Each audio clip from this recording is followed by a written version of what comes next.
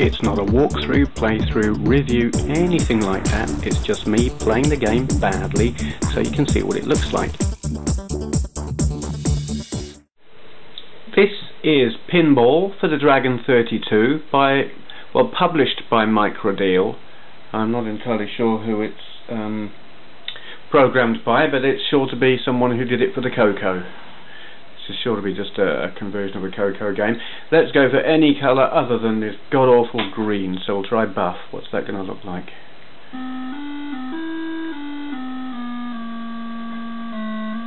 Oh, Jesus.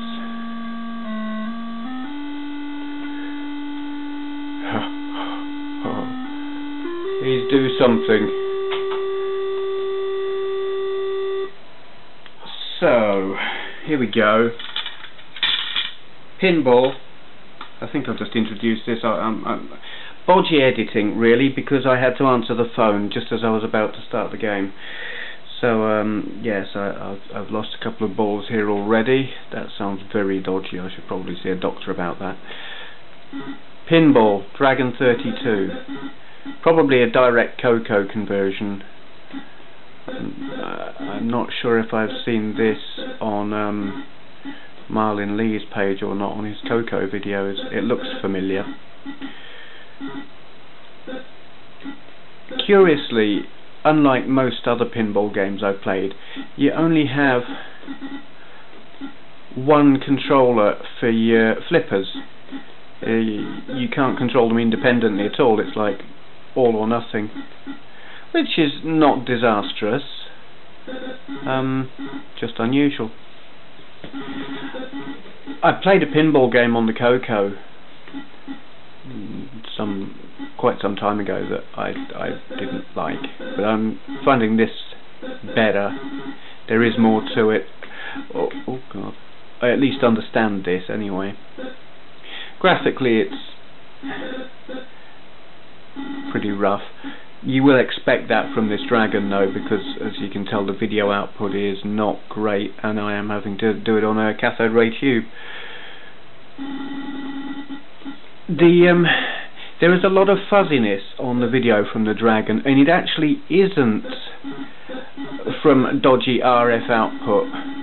You know, it's not RF fuzziness, it is this interlace effect that they use. The Dragon has very low res graphics, and they get around that by creating this strange interlace effect that just effectively makes it very fuzzy, but you get more detailed graphics than you would otherwise. They would otherwise be fairly huge, great big blobs.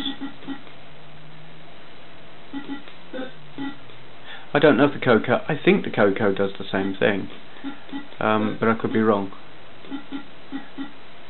But it is very hard to video and get any decent kind of quality. But it does look pretty bad, just looking at it on the TV as well.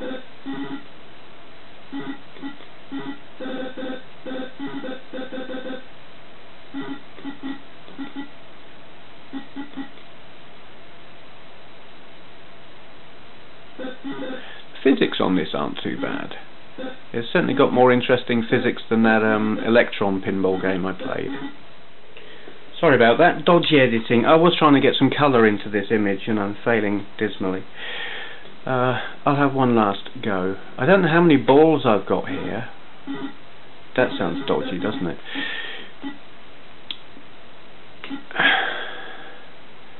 I think I've got two more after this.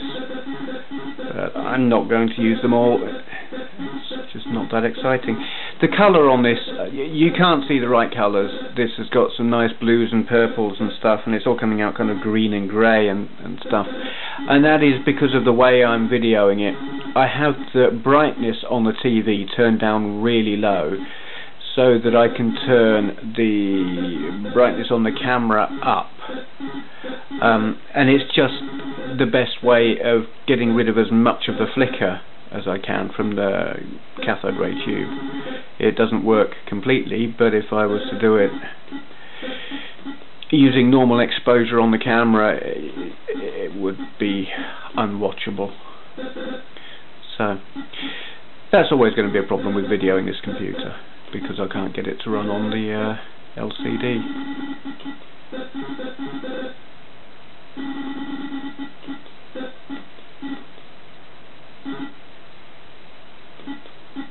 It's funny, it seems to play in slow motion, and there's that funny thing that keeps popping up in the middle. It's like a spinner. Sometimes it's there and sometimes it's not. I don't know what it does. There it is. Oh.